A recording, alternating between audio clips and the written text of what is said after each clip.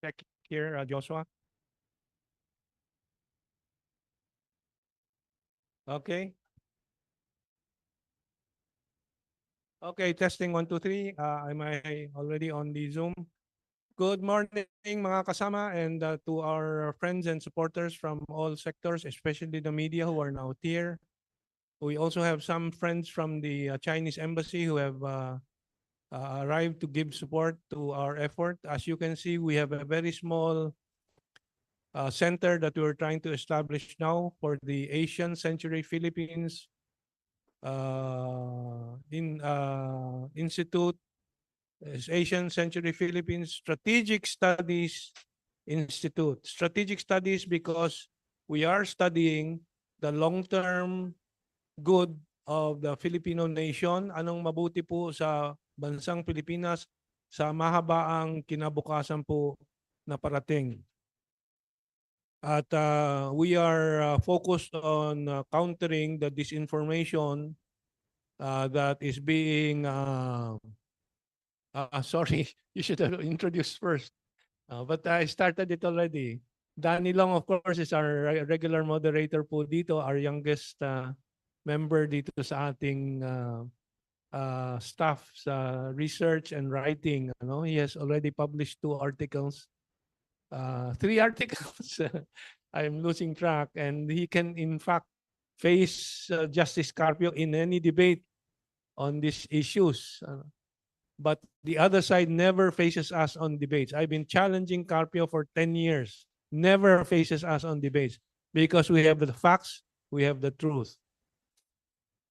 But the past week, of course, we have so many dramatic news front page headlines and stories about the so-called activities in the South China Sea, the dispute, the challenging the challenges in the Ayungin Shoal or the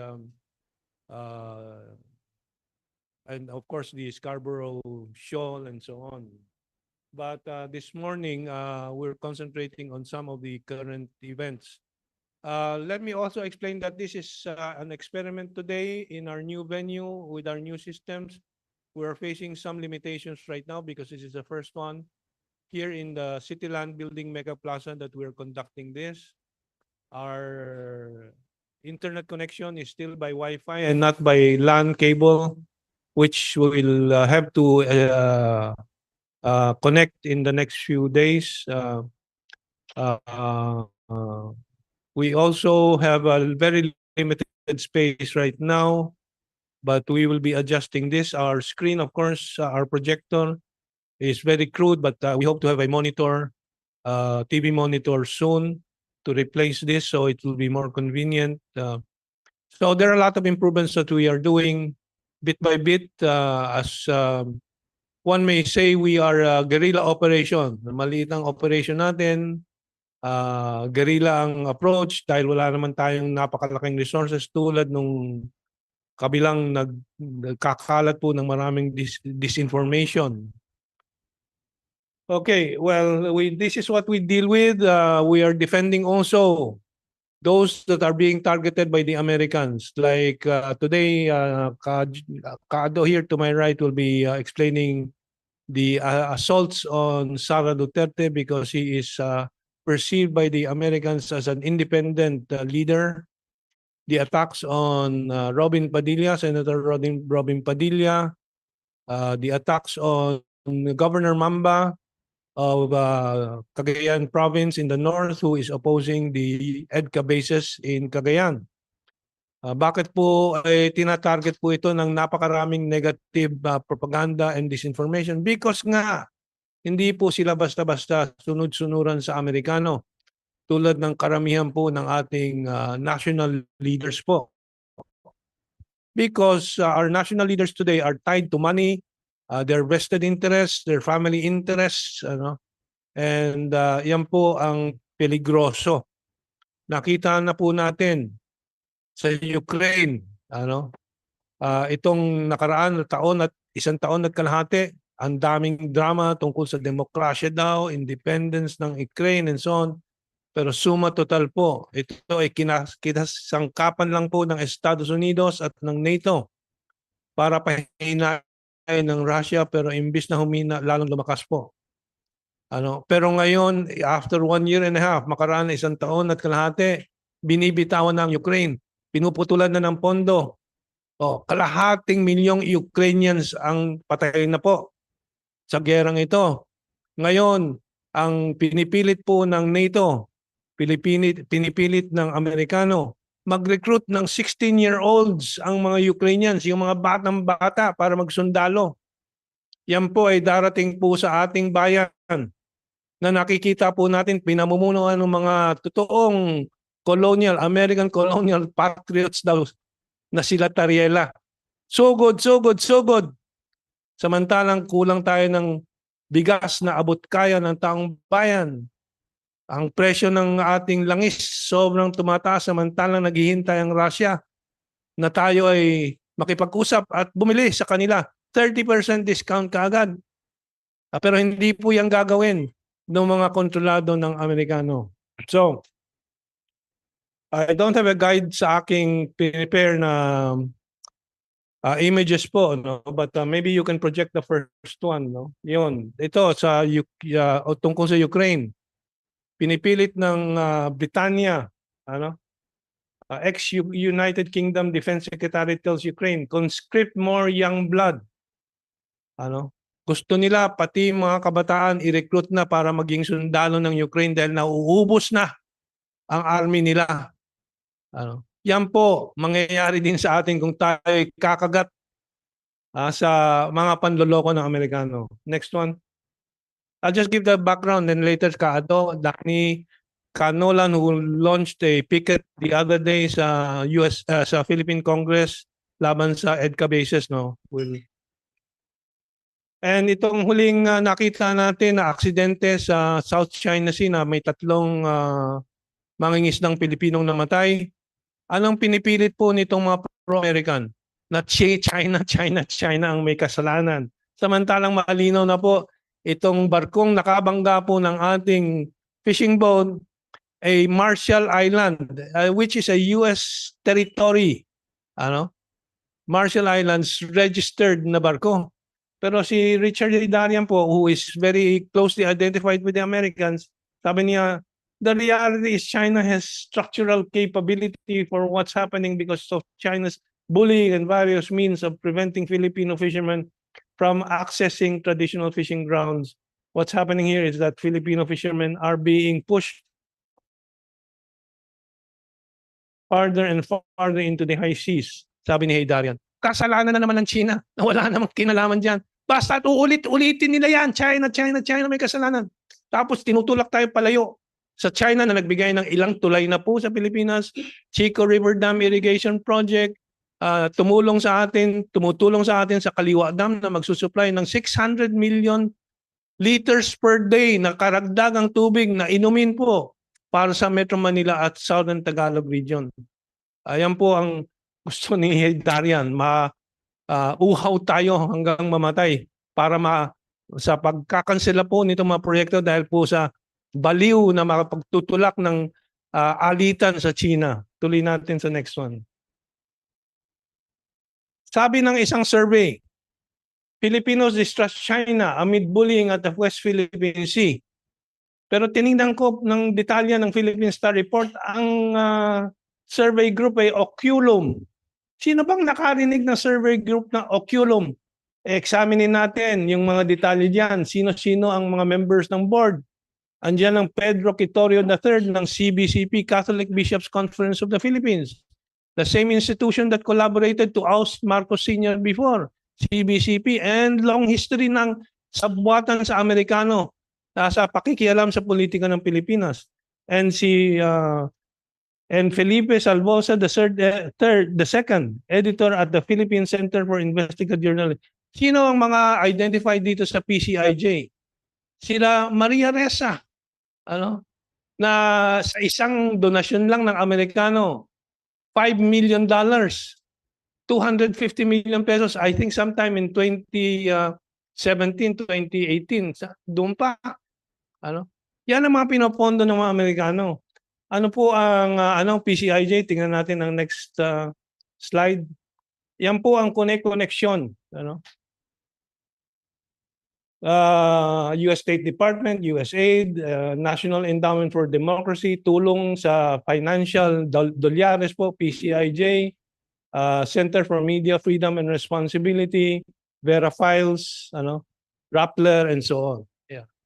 So yan po ang ating sunod na slide. Are we ready with the next slide?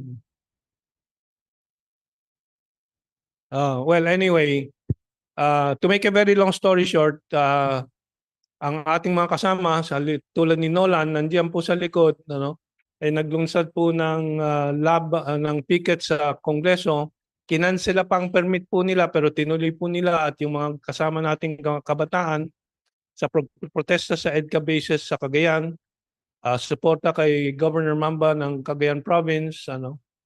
So, ito yung pagkansela po ng permit nila at the last minute para mahadlangan yung kanilang kilos protesta doon sa Kongreso. What are the next slides? Ngayon, doon naman sa tatalakayan ni Kaado, I'll just give an introductory some introductory remarks about this. Kaya po we thought of discussing it with the media today is that biglang lumabas po itong si Carpio laban dito kay Sara Duterte tungkol diyan sa confidential funds. Ano? Sabi nga ni Danny Long sa kanyang comments sa Viber, dahil dito sa anunsyo ni Carpio na to, malinaw na ang dahilan kung bakit kailangan siya tumulong kay Sara Duterte. Dahil malinaw po, Amerikano na po ang kumikilos sa likod nitong anti-Sara campaign. Ano? Next slide. Pati yung halimbawa, yung disinformation, siguro marami sa inyong nasubaybayan, yung traffic daw dahil kay Sara Duterte. Ano? Dahil sa abuso daw ni Sara Duterte, nagka-traffic, pinigilan daw ang traffic. Hindi naman nasa Manila si Duterte, si Sara at that time, she was in Davao. Pero kita po natin ang disinformation.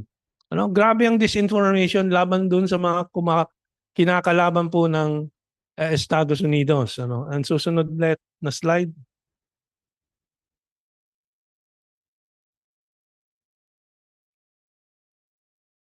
Well, of course, Vera Files ang nag-ulat po nito tungkol kay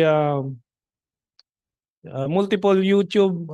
Vera Files fact-check, no, Marcos ordered to fire in prison.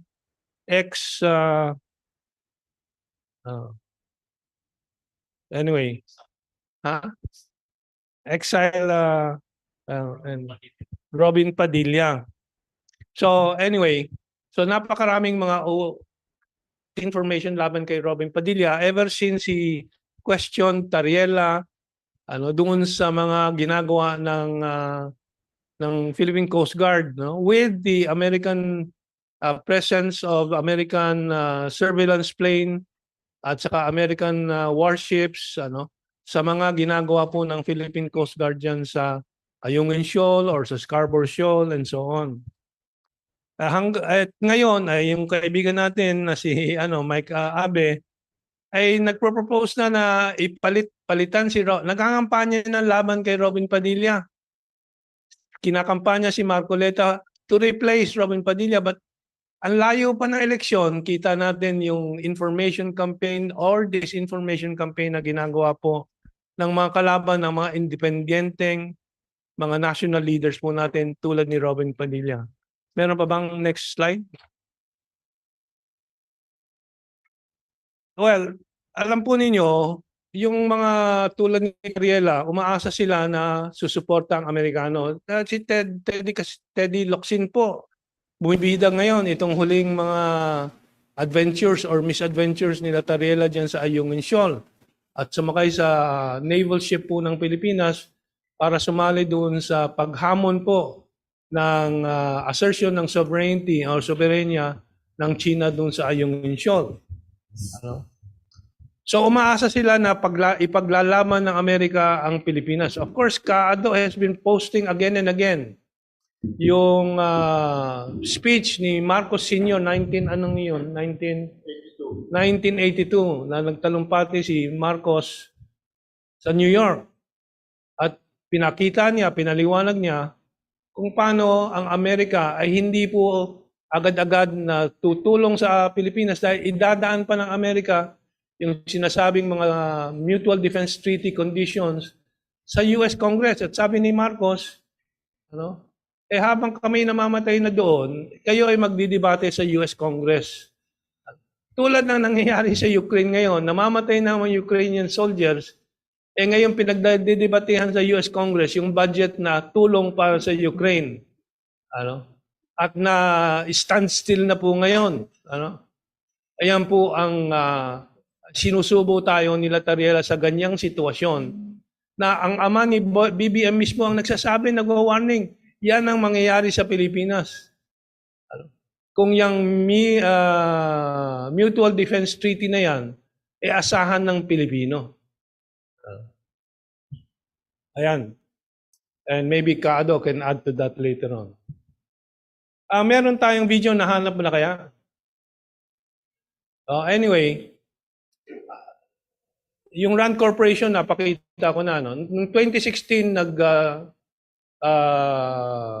military exercise by, computer and so on and so forth. Ang RAND Corporation, one of the top, in fact, in the top American military think tank.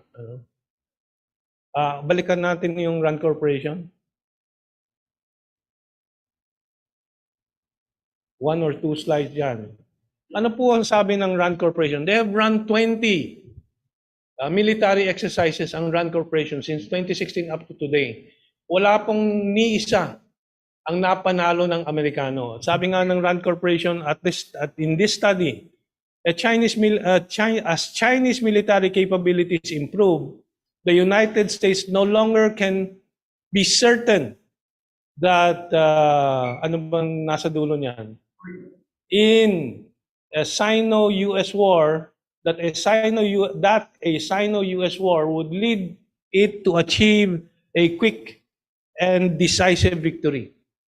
Ito American study and American exercise na to.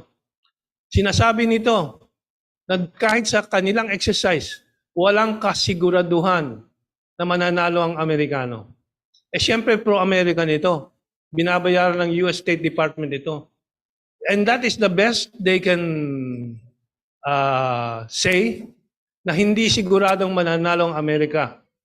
Lalo po, meron tayong video na hinanda po, I don't know kung kaya bang i-play. Nahanap mo na? Si Scott Ritter po, itong nandito po, si Scott Ritter po is a former US Marine. Si Scott Ritter po ang weapons inspector before the Iraq War. Siya ang nag-expose na walang weapons of mass destruction ang Iraq.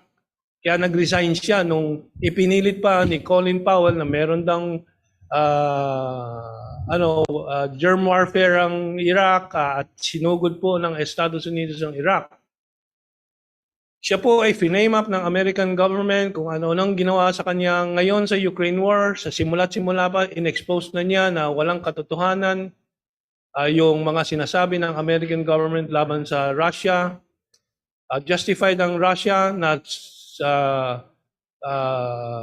sa lakayin ng Ukraine kasi pinipilit ng NATO na pasukan ang Ukraine with NATO membership and so on, expansion ng NATO and so on. And meron siyang sinabi po rito, among other American experts, sinabi din dito na sinabi ng Pentagon, dahil nga sa mga studies ng RAND Corporation, studies ng Pentagon mismo, kay President Biden, wala tayong panalo sa China doon sa Asia kung kung ating gerahin ang China. Kaya na bang i-play? Mga 10 minutes lang ito while you're enjoying your food. Situation that maybe we can shift our sights onto China now, because when I said, speaking of being out of options, there is this powder keg that the United States is brewing in or developing in Taiwan. And there has been an announcement of another pretty large package, actually, a military aid package of $345 million. Now, this is going to be part of the Biden administration's first major package, which is going to draw on its own, on the U.S.'s own stockpiles.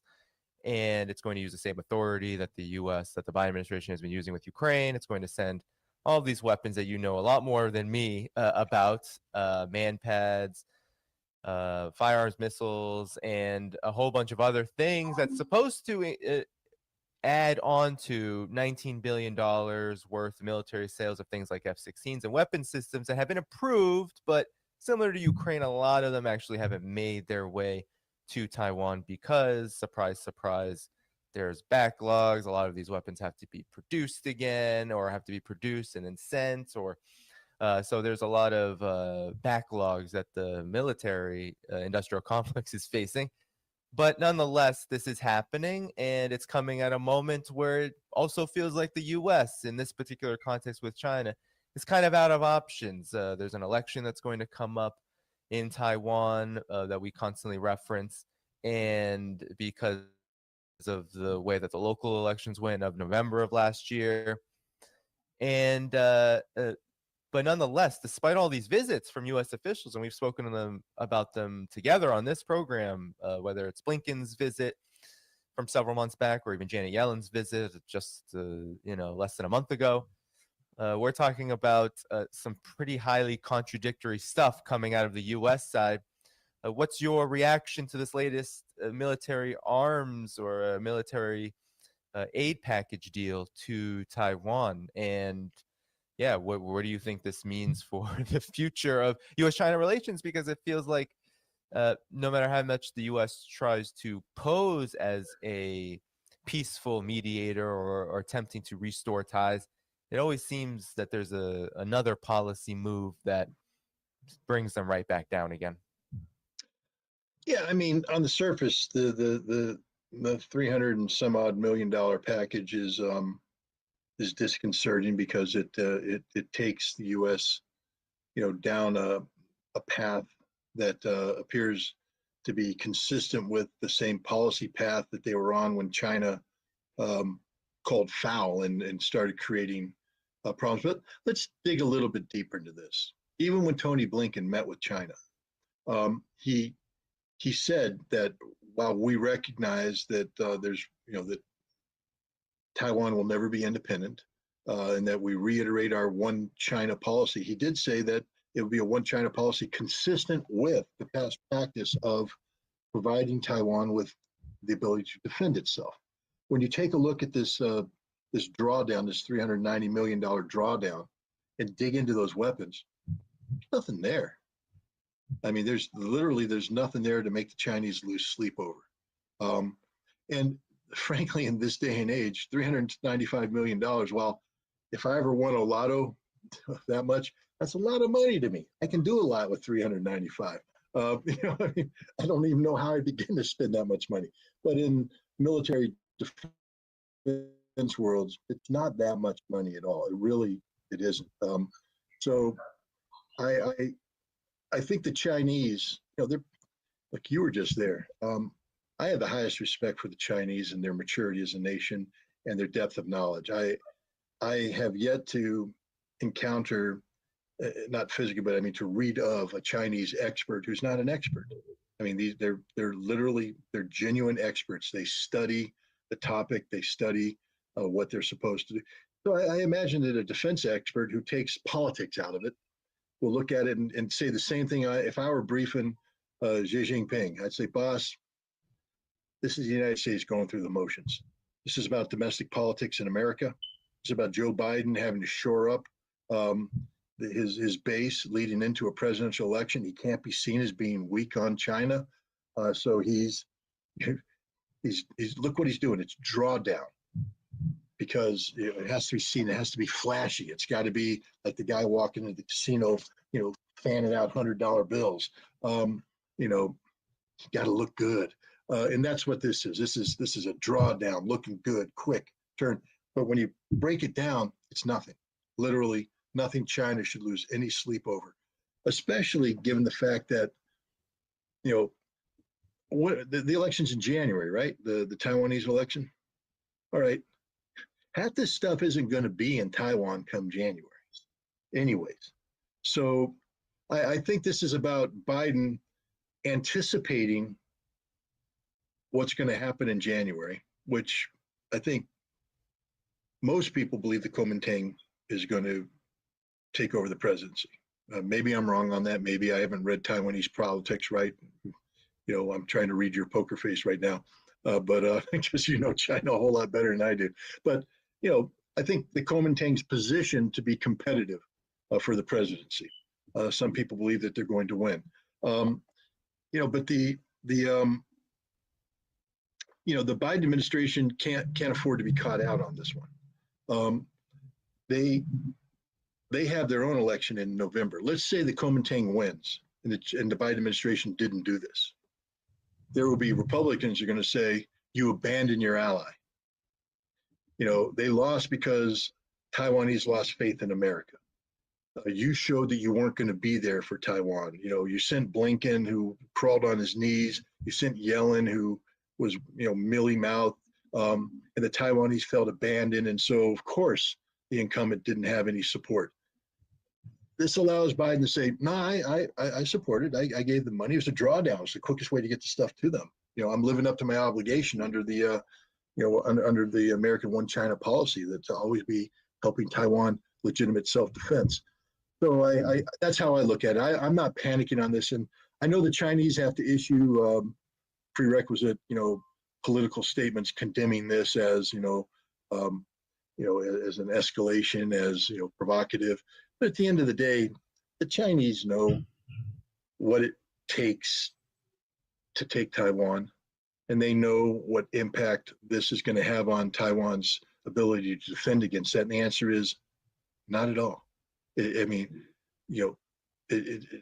man-pats. They already have man-pats. It's not like you're reinventing something. You're not giving a capability. Most of those are going to go into storage. And we know what happens to storage facilities when a war starts. They go boom. They go goodbye. They're not ever going to be released from storage in the hands of people that can use them. That's the reality. Almost everything the United States is giving goes into a warehouse. And it's going to stay in the warehouse. Some will come out and be used for training purposes. But when the war starts, if it starts, it'll go boom and go goodbye, and it won't matter anymore. It'll be gone. But I actually think that the war won't start, because I feel pretty good about the fact that the United States doesn't want a war with with China. I think that, remember, this isn't just a whim that we're operating on. The United States was on a specific trajectory. And the reason why they stopped that trajectory is that the Pentagon told the Biden White House, we can't win a war against China at all. Zero chance. And if you go down the path that leads to a confrontation, we're going to be out. We're going to be called out, because you're going to start something where we already know what the outcome will be. We're going to lose, and probably lose badly. So let's not get in that situation. Let's calm things down. And so that's the trajectory they're going on. And I think also the Biden administration is worried about what's going to happen in January. I think they're concerned that the Kuomintang may win. And if the Kuomintang wins, the United States has to be in a minimum a policy neutral position. They can't be so overcommitted to the incumbent party that they'll be alienated from day one with the Kuomintang. They have to be in a position where they can adapt to changes. They're not abandoning the incumbent, but they're not too far separated from the Kuomintang. So I think that I think the Chinese have played this brilliantly. I think the Chinese have, first of all, let's take a look at what they've done. The South China Sea, it's not even a question anymore. It used to be the United States talking about rollback.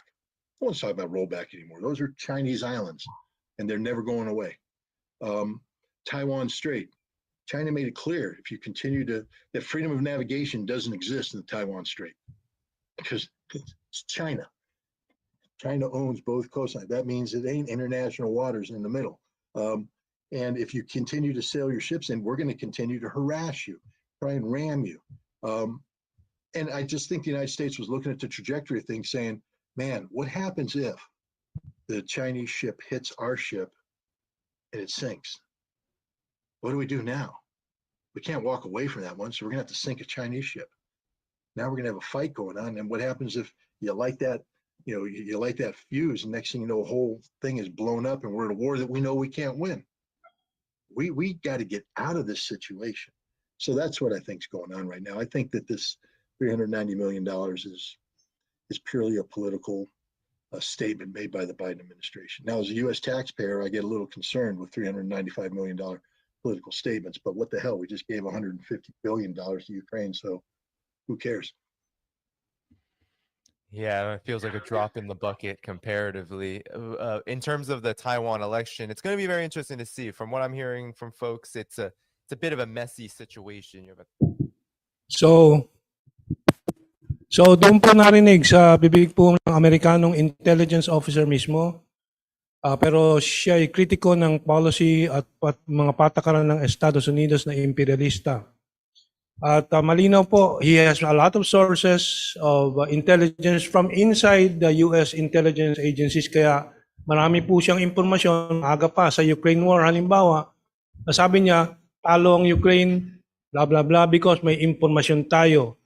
He knows what he's talking about. He's not the only American expert we will present to you, and in the future we will have interviews, live interviews with them. Last night I was in the International Peace Forum sponsored by Schiller Institute. Sorry, Danny. Daldal ako eh. Daldal ako. I'll go back to you in a while. Alas 11 ng gabi, kaya medyo groggy ako this morning. But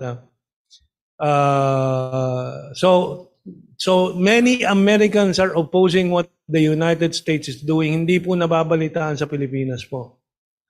And sabi nga ni Scott Ritter, in the context of Taiwan, kasi actually yung South China Sea dispute natin, hindi po malaking international issue yan. But Taiwan is. And sinasabi ni si Biden mismo may problemado sa issue ng Taiwan dahil ang gusto ni Biden ngayon makipag-areglo sa China kasi kailangan niya na mapakita may achievement siya sa international relations. Ngayon na ang ekonomiya ng Estados Unidos sa China, kaya nagpunta si Janet Yellen, si US State Secretary Blinken, si Ed Sullivan, sino pa? Trade Secretary Raimundo, ang daming American officials nagpupuntahan sa China para amuin ng China. Wala pong kapalit ang China na bumibisita sa Estados Unidos itong nakaraang taon na to. Kaya mali po ang reading na binibigay po nitong mga taryelang ito na fully behind us ang Estados Unidos. Siyempre sasabihin ng iba, bakit tuloy-tuloy ang military exercise? May faction sa Amerika na gusto talaga dahil nga po yan ay pagbebenta ng armas ng Estados Unidos. Sabi nga ni Scott Ritter, yung mga binibenta ng Amerika sa Taiwan na armas, pasok agad sa bodega yan, wala namang silbi yan. Pasok agad sa bodega. Bakit bumibili ang Taiwan? Para manatili ang partido po ni Tsai Ing-wen sa kapangyarihan na suportado ng Amerikano. So, mahaba po yan, pero I tried to squeeze a lot of information dito, and ang elaboration will come from Kado, Danny, and siguro we have a brief 5-minute update from kasamang Nolan Tiongco. Can we flash yung kanyang rally, yung picket kahapon sa Kongreso? Anyway, Nolan, hawakan mong mikropono dito. Yan po, mga kabataan, 5 po sila. Rally po sa Kongreso. Sila din po. Salamat. Lumalabas sa ating media.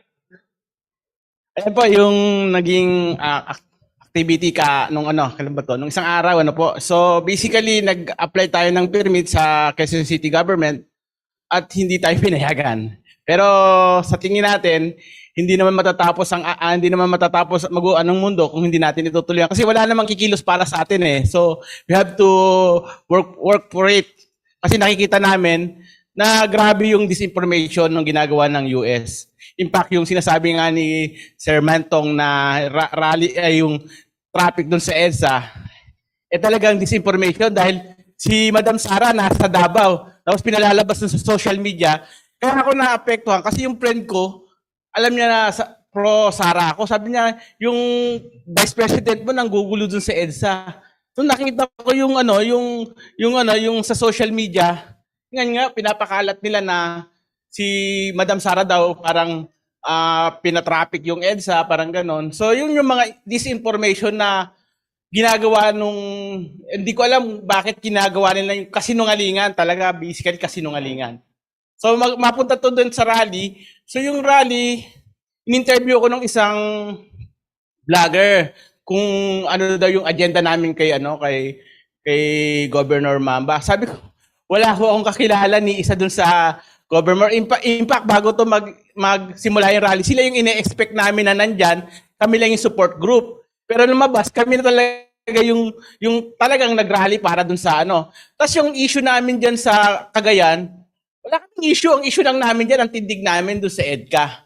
So basic na yung EDCA kasi, kapahamakan yung dulot niyan, kaya kami tumitindig. At lalo na yung mga kasama namin sa organization, yung mga kabataan, na ito yung magiging kahihinatnan kapag tinuloy yung EDCA. Yun lang po. Yes po, sa Hunyo po yata yan po. So yung naging caravan nung nakaraang July or June, dinaanan namin yung mga bayan na may mga kaugnayan doon sa kasaysayan ng Pilipinas. Halimbawa yung Baraswain Church, tapos doon sa unang kongreso, doon unang tinayo yung kongreso, di ba, sa Baraswain Church. So nagkaroon kami ng whistle stop doon. And then ayan po yung So nagkaroon ng konting programa, kasama sila ka-RJ at sila Kado, sila yung nagsalita diyan. So, ang ginagawa kasi natin, information dissemination. Kasi yung information ng kabila talagang matindi. Tapos lumalabas sa media, tayo raw yung grupo daw ng China ang mas malaking pondo dun sa information dissemination. Pero makikita mo naman sa realidad na yung sa amin, guerrilla talaga kung paano natin ipinapano yung information. Tapos pagkatapos sa Bulacan, Brasoen, nagkaroon din ng whistle stop dun sa Nueva Ecija na kung saan, mamaya kung nandun may picture, yung bayan ni General Luna. Po, yan. So, yan. Yung pinapakita natin na si General Luna kasi lumaban talaga sa mga Amerikano. Kaya isa rin sa pinapakita natin na bayani talaga ng kasaysayan. So, yan. Nag-rally kami dyan umagang-umaga. Kasama sila Kaado, yung mga. Tapos after niyan, doon na kami tumungo sa Kapitolyo. Nakipag-usap sa Kapitolyo po 'yan. Nagkaroon kami ng konting photo ops. Tugigaraw po. Cagayan, Tugigaraw po 'yan. So 'yan, nagkaroon ng sila Kaado, si Governor Mamba, tapos may media forum din na naganap po diyan. So basically, yung amin talagang layunin ay tutulan yung EDCA. Yun yung aming layunin. Ayun po, marami pong salamat. All right, thank you po, Mr. Nolan Tiangco, for defending the Cagayan Governor Mamba, the people's governor, and standing up against the EDCA bases and war. I'd just like to give a short introduction now. Of course, my name is Daniel Long, and I'm the moderator and speaker for today's briefing forum entitled Persecution of Independent Political Leaders, si Vice President Sara Duterte, si Senator Robin Padilla, at si Governor Mamba, of course. Thank you po to Carmen Tong for his opening statements. He's the president of Asian Century Philippines and the host of an online YouTube show, Global Talk News Radio. Thank you. We appreciate your insights. Next, I'd like to welcome Ado. Paglinaawan ka, Ado. He's the author of a new book entitled Poverty of Power and the Power of Poverty, and he's the host of a YouTube show entitled President of Asian Century Philippines. I'd like to welcome Kado for his opening statements.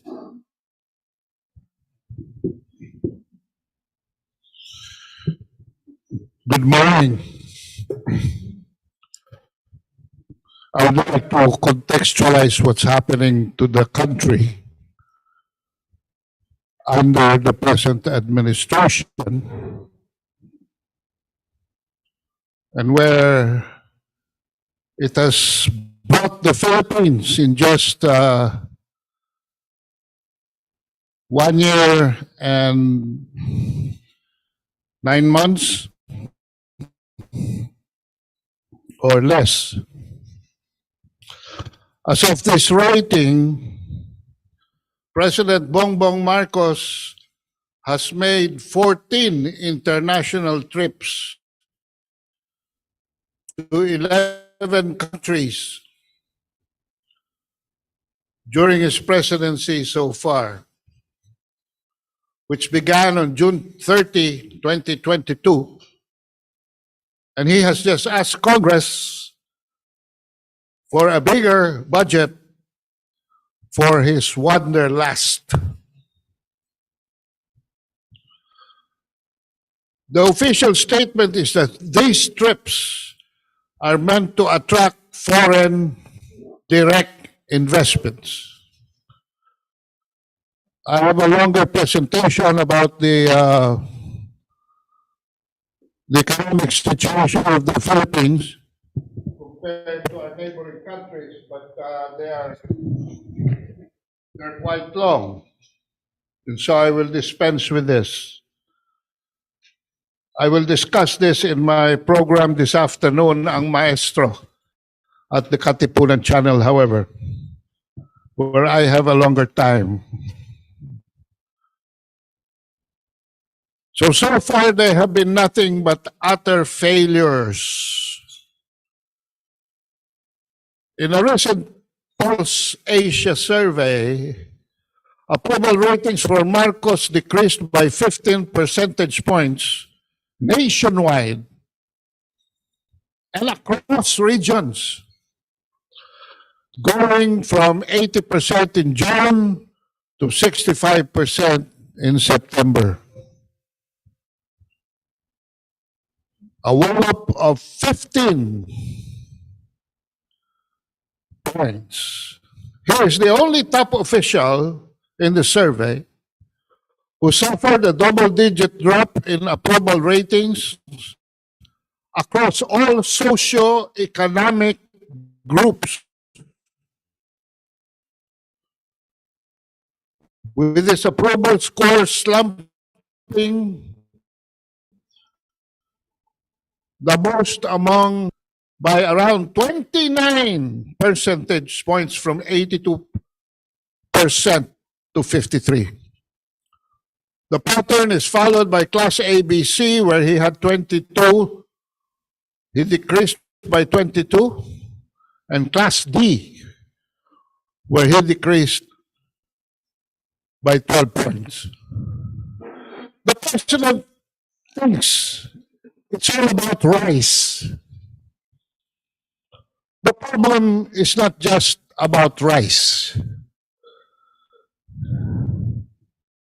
And so I disagree.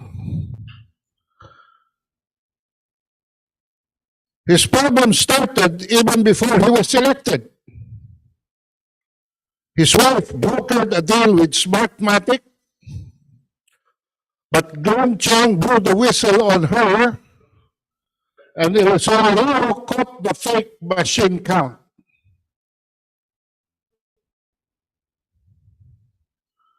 When he was elected, he partied in a room full of his magnificent 7 oligarchs and cronies. Nothing wrong indulging with some wine. But he gave Sabin Abortis a 20 billion behest loan from the Land Bank of the Philippines,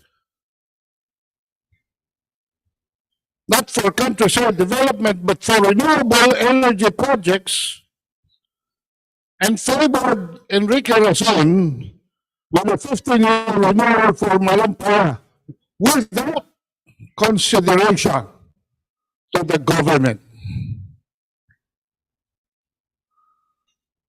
Then, his wife has been accused of associating with smugglers and hoarders of rice, sugar, even onions, and the freezing of the Philippine charity sweepstakes.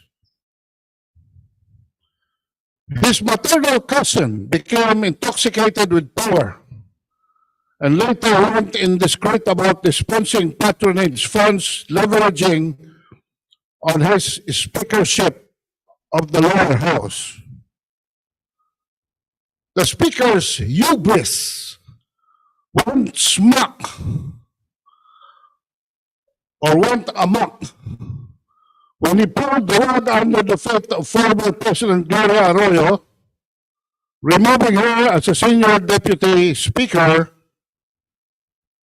a miscalculation that provoked Vice President Sara Duterte to resigning her chairmanship of the supermajority Lakas Party. And the scandal exposed the fact that the speaker was also forming a new coalition with his Partido Federal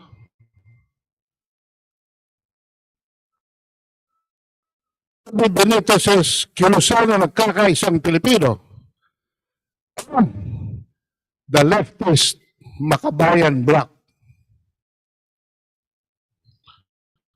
Taking the offensive, those, the pinks, and the reds to demonize Inday Sara, fueling disinformation about confidential funds which came from the president himself.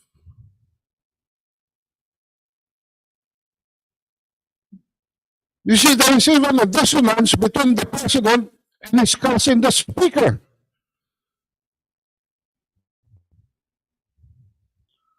Last September 28, electric consumer advocates recycled upon the case against Mrs. Arroyo involving Malampaya funds,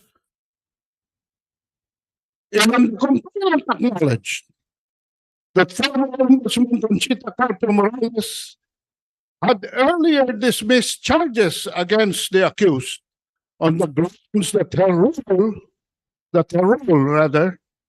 was merely to authorize the disbursement of the fund, and that she had no involvement. It seems the President Cruz in the energy sector, and Enrique Razon are not sleeping either and joined the course to politically assassinate perceived enemies.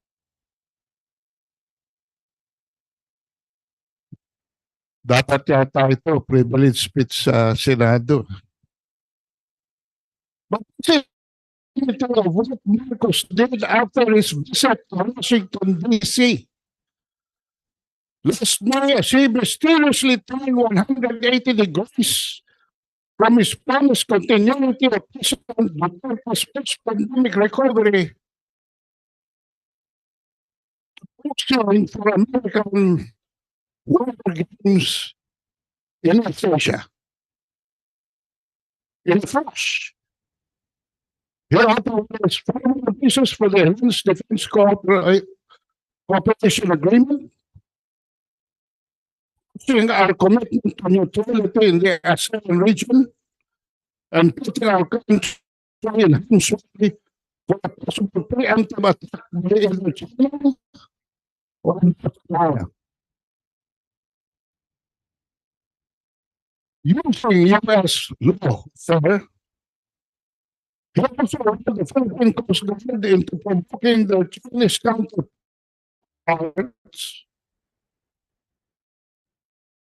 in the South China Sea into confrontation at high seas,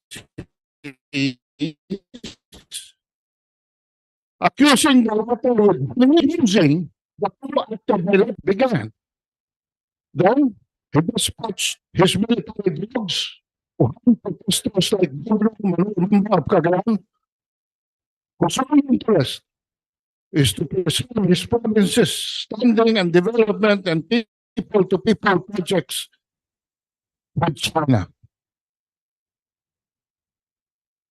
And then, Senator Robin Padilla set records straight during the Senate hearings in order to prevent escalation of tensions involving the resupply missions by Yugen Shaw, in the process exposing the interference of a U.S. Navy Poseidon warplane to be private calls to Taiwan in social media.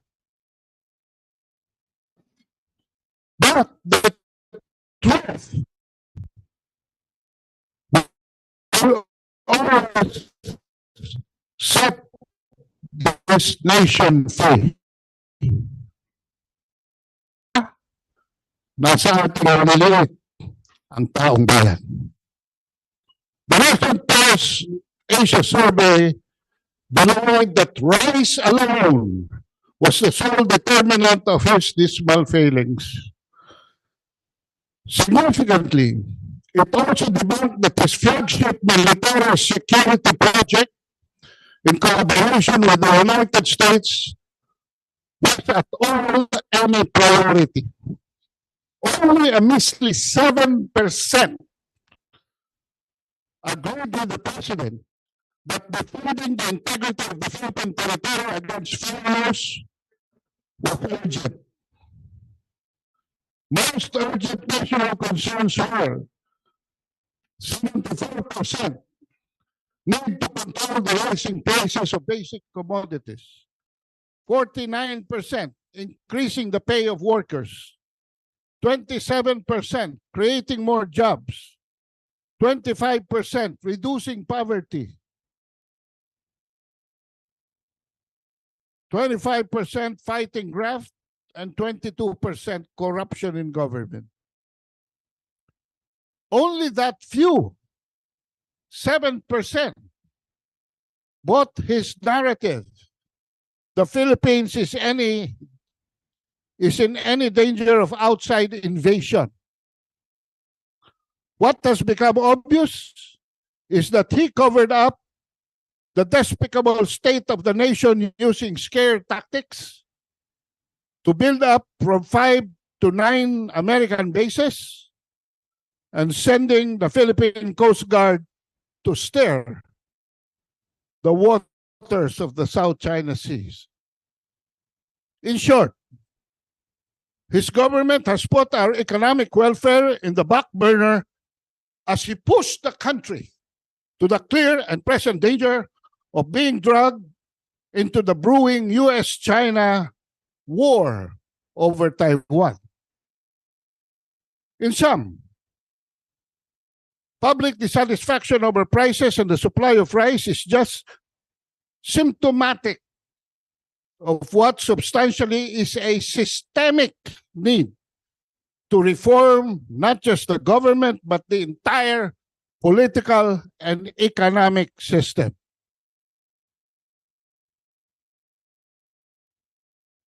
Findings. Ito po ang sitwasyon natin ngayon. Ewan ko kung 10 Benjokno masosolve ito. Mukhang siya palabas na rin. Si Garapal mukhang palabas na rin. The Philippines can no longer afford any on-the-job training at the presidential level. Why? We cannot prime the economy because we are already heavily in debt. We have overdone our food imports because our countryside production is weak. We have slowed down on the merchandise exports because we hardly have industries to speak about. I have dealt with this in the past. We went from agriculture to service economy without industrialization because the Americans prevented us from doing so. There is hardly new money because foreign direct investments are coming far from expectations raised by the president's troubles, hence high unemployment. The picture becomes gloomier because the prospect of capital inflow is dismal because our laws are restrictive on foreign equity. Our ways of doing business may be undergoing repair, but still corrupt. The cost of transportation has soared 2 pesos per liter per week for the past 10 weeks. And worst of all, the price of electricity is one of the highest in the world. It is the economy is stupid. We need systems change because the wealth of this country is not within anymore the government's control, and certainly not in the pockets of the great majority of the population.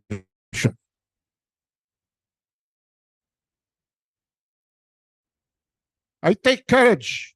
It reaches the ears of the president. Stop playing with fire and war games. Man up to what the Americans and the military have on you. We know they have taken you hostage. We just don't know the details. The people also knows that you have a household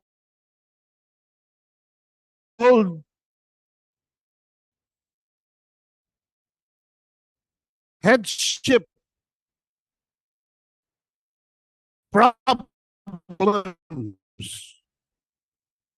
Exile your wives and cronies from getting too greedy and go back to the basic problems I just enumerated. Raise your sleeves and finally get to work. No more speeches.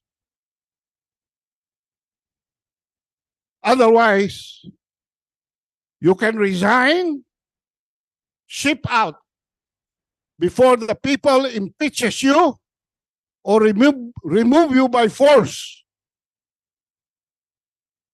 The way you're running the country, you're courting a civil war. You are dividing this country better than you can speak in public fora. But for now, start by slaying your wanderlust. Stay in country because you may not have one to return to on your next travel. I entitled this, it is the economy stupid, not all about rice, but system change. Thank you. Thank you. Thank you, Kado, for that wonderful and detailed presentation. I hope that it also reaches the president's ear.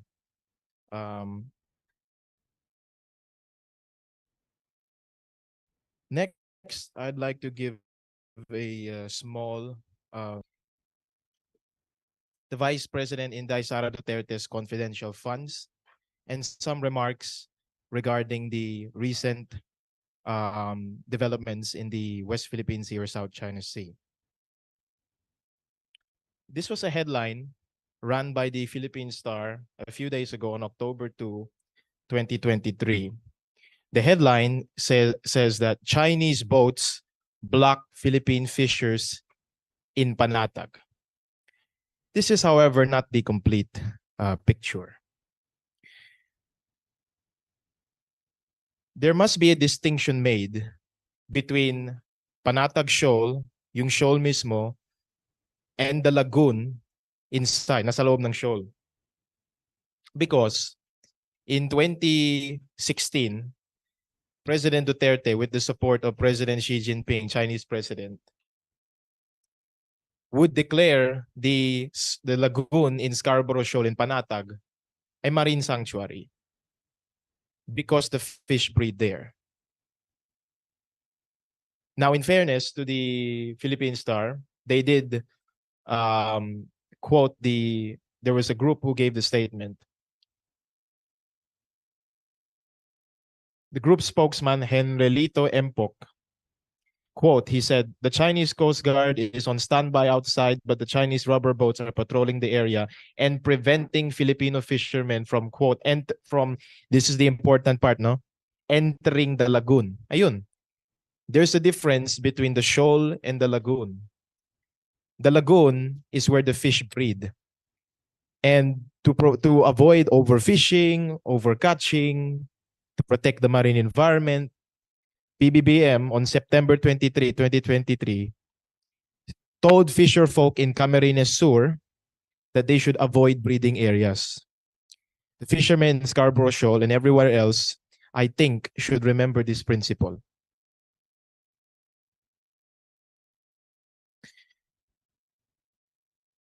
In response to Richard Haydarian's statement, where he blamed the Chinese, pinipilit niya, that it is their fault even though it was not a Chinese vessel or even Chinese private vessel, which, by the way, I'd like to, we all like to wish justice for the families of the 3 fishermen who were killed. May they rest in peace. But this should not be politicized. Social media was on fire with reactions from various netizens, conditioned by many forces, the media, social media, politicians. Their conditioned reaction was to blame, alam na natin kung sino may gumawa niyan, ma-inject, ma-check, ganyan. Well, that was not true. Before the evidence came out, they already were programmed to blame the Chinese. Now, the narrative from Richard Haydarian, where he said, even though it is not China, they have structural culpability daw. He's wrong. Because the armed forces of the Philippines already made a statement a month ago that Filipino fishermen can still fish in Scarborough Shoal. Colonel Medel Aguilar of the armed forces released a statement that Filipinos are still able to fish in Scarborough Shoal with the assistance of the Philippine Coast Guard. Yun po. That's the evidence you need. And with regards to the blocking, the headline by the Philippine Star kanina, it was in the entrance of the lagoon, not the shoal itself. We have to be able to make the difference between the shoal itself and the lagoon. Most people do not understand this. Next, I'd like to respond to Justice Carpio's statement on Vice President Sara Duterte's confidential funds. He said, quote, those who cannot fully account for confidential funds as required by the Constitution cannot be trusted by the Filipino people. This is very rich coming from this person. Because this is the person who keeps insisting that there was such a thing as the 2016 arbitration when, in fact, according to Secretary Larry Gadon, there was no arbitration. Dahil po, China was not a participant, non-executory. Arbitration must be voluntary in nature. It was a unilateral decision by the Permanent Court of Arbitration. This is the person also, according to BIR Commissioner Cesar Dulay, during the campaign, siya po he was the one that created the 203 billion estate tax fake news against President Marcos Jr. BIR Commissioner Cesar Dulay said that was a creation, a fiction of Justice Carpio's mind. So this person, I don't think he's the one that is not trusted by the Filipino people. Vice President Sara Duterte enjoys the highest support of all government officials in the land and was voted by 32 million Filipino people. Josh, do you have a graph of the meme? I sent the meme. This was the Permanent Court of Arbitration hearing in The Hague. Because unlike Vice President Sara Duterte's confidential funds, COA, the Commission of Audit, has found nothing, no evidence of wrongdoing. Even the Makabayan Bloc, Concerned Teachers Act Representative Franz Castro admitted they have no evidence against the Vice President's misuse of confidential funds. But here, reported by the Manila Bulletin on June 2018, COA questioned 767 million pesos paid to foreign law firms for Philippines arbitration cases. Led by U.S. Attorney Paul Richter, Ambassador Del Rosario at the time, may he rest in peace. Now, of course, they did not say this, but we spent almost $1 billion, hundreds of millions, in the hotel fees, in the legal fees, for the venue, for hotel expenses, accommodations, lahat na. Did we get a single, did we win any water? The Scarborough Shoal, since we are claiming, people like to claim sovereignty over that. Naatin tao yun. Paragraph 805, 806 of the arbitration concluded that it is a traditional fishing ground to be shared by Filipinos, Chinese, Taiwanese, and Vietnamese fishermen. So much for that.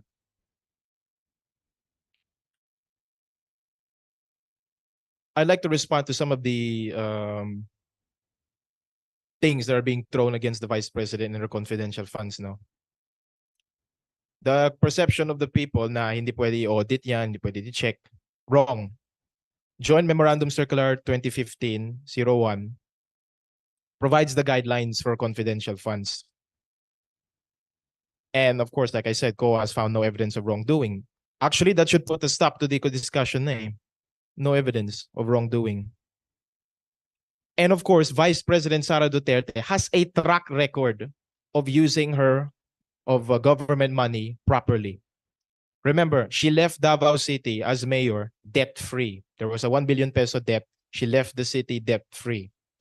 When she was mayor, there were terrorist attacks. In 2016, the bombing. There was the insurgency, the NPA. After she left mayor of Davao City, became the 8th or 9th richest city in the Philippines. People were not afraid to walk the streets at night. Crime was lowered. And also, the confidential funds will be used to go after sexual grooming in schools, of teachers, of abuse, recruitment to terrorism, insurgency, drugs, syndicates, lahat niyan. Safety does come with a price. Those funds are used for intelligence gathering by their very nature. Kasi alam niyo po, most people, they think the funds, the confidential funds are like she hid them. Now, no, that is the nature of the funds. They are to remain confidential. And they are supposed to be confidential. Kasi they're using the money to go after these bad people, the groomers in schools, the terrorists, the communist syndicates. If they are quote transparent about that, that will jeopardize the mandate in the mission. And of course, people will question, wala pong mandato yung vice presidente. Eh di tanungin niyo yung office of the president, they're the ones who transferred the funds to the vice president. And even Executive Secretary Bersamin said, that's legal. There's no problem with it. To go back to the arbitration and how it relates to the vice president, many people are commenting po, si Miss Sas Rogando Saso, who was one of our commentators here before, speakers, has pointed out that this is an American operation. Kasi katulad sabi ni Kamentong kanina, this is an American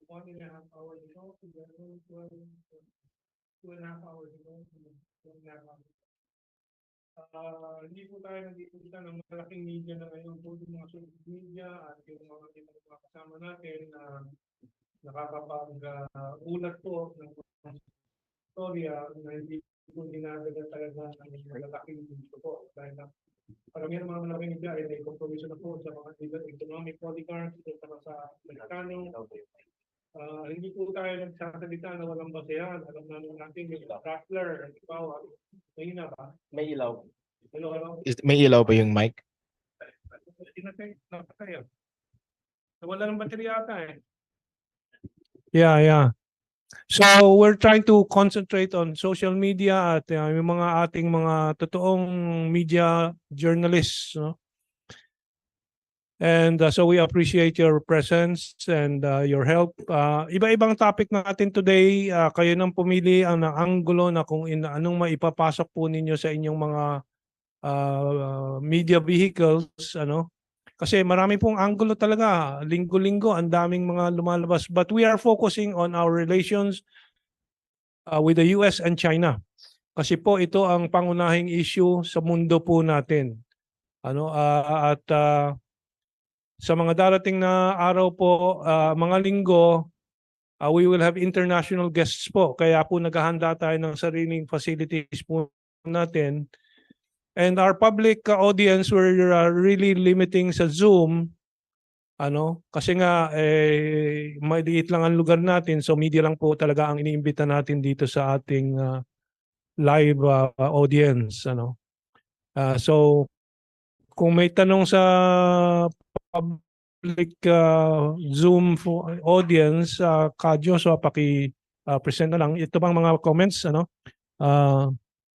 sabi ni Fe, Saidelia, Maligad, Pure Dilawan, yung happy wife, happy life.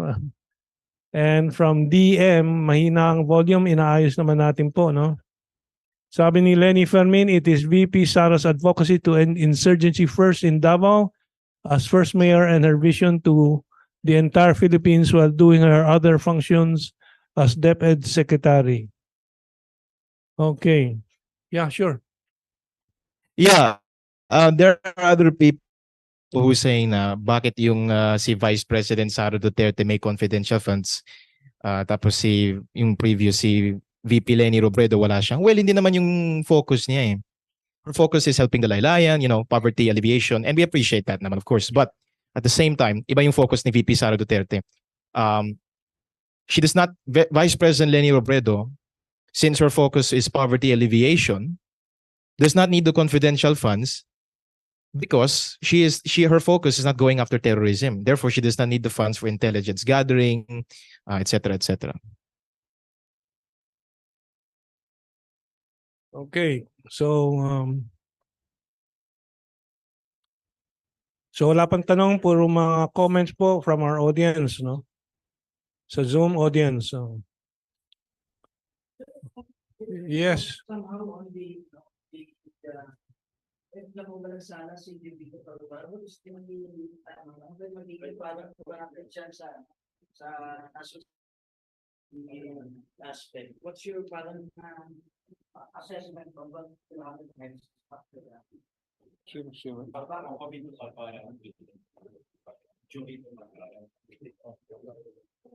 Well, I don't think it's in our field of competence. No? So, hindi tayo magkomentaryo doon. I'd like to comment again on the drama sa Ayungin Shoal itong nakaraang mga araw. Sa naval ship si Teddy Boy Locsin, formal lang po yun. Wala namang impact yun. It does not change anything. Of course, ang claim ng Philippine side is that successful daw ang delivery run ng Philippine Coast Guard. Wala naman pong nagdi-dispute na patuloy po ang delivery ng pagkain, tubig, gamot at mga pangangailangan po na para sa maayos na pamumuhay po ng ating Marine Detachment doon sa BRP Sierra Madre. Malinaw po yun na yun ang kasunduan since 1999 pa between the government of the Philippines under President Estrada at that time and the Chinese government na matapos ng kanilang pakikipag-ugnayan na usapan in 1999 with President Estrada and the Chinese government, na the Chinese government in asserting its sovereignty will allow and continues to allow the delivery of food, water, medicines, and other essentials for human sustenance ng ating marine detachment doon sa BRP Sierra Madre. And up to today, that stands. Yung kaayusan na yon, yung tinatawag na modus vivendi, yung pamamaraang ng ugnayan ng Pilipinas at ng China, ay patuloy na sinusunod din ng China na yung maliit na bangka na may dala pong pagkain, tubig, at mga gamot at mga damit siguro at ibang mga pangangailangan ng detachment natin doon ay pinapatuloy po sa BRP Sierra Madre. So malinaw po, tuloy naman po na na-deliver yung mga pangangailangan. Tatagal po yan kung talagang pinipigilan pati pagkain, tubig at mga ganyang pangangailangan doon sa deliveries. Pero ang kabila po ng kasunduan ay yung construction materials na pwedeng magamit sa pagpapatibay at pagpapalaki po ng instalasyon yung instalasyon ng BRP Sierra Madre, yun ang pinipigilan po ng Chinese Coast Guard. And I think that continues to be so today. So when the Philippine Coast Guard reports that successful ang delivery run, we totally agree, but not completely with the bigger deliveries of construction materials, structural materials, and so on. So I think that should be very clear. Parang yung obfuscation, I don't know sa Tagalog, no? Yung malabong mga claim na pinipigilan daw sa Scarborough Shoal ang fishermen natin. Hindi po tama po yung simpleng pagpapaliwanag na pinipigilan sa Scarborough Shoal. Hindi pinipigilan tulad ng pinaliwanag ni Danny kanina sa Scarborough Shoal ang mga mangingisdang Pilipino. Pinipigilan po doon sa pagpasok sa lagoon na breeding ground ng mga mga isda. Doon pinipigilan. Sa salita mismo ng ating Armed Forces of the Philippines, paulit-ulit po yan, 2021, 2020, meron tayong mga quotation from our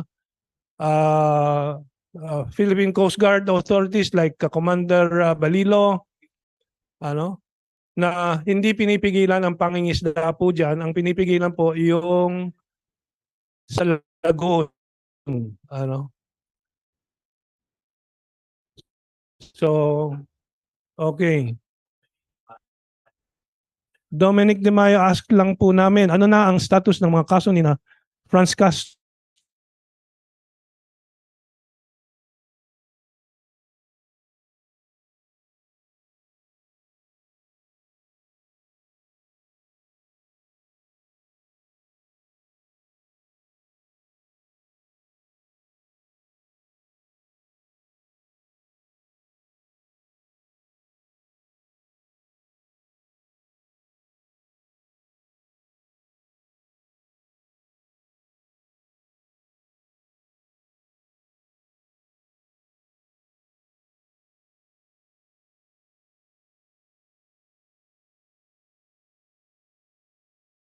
Recording stopped. Recording in progress.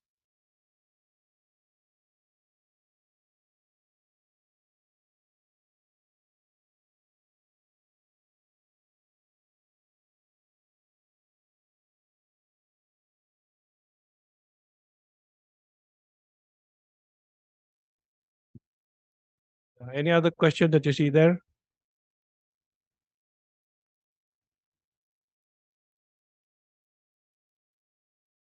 From Marvelous Victorious, Lenny doesn't need intelligence fund because she doesn't have intelligence. Okay. Well, magtatanghali na po, no? That's actually our official time for ending. But of course, our media friends, we can please invite them to come forward and maybe we can have our private discussions also. So if there are no more questions from our audience and from our media friends, we will officially end our exercise today, discussing the public issues that are of importance.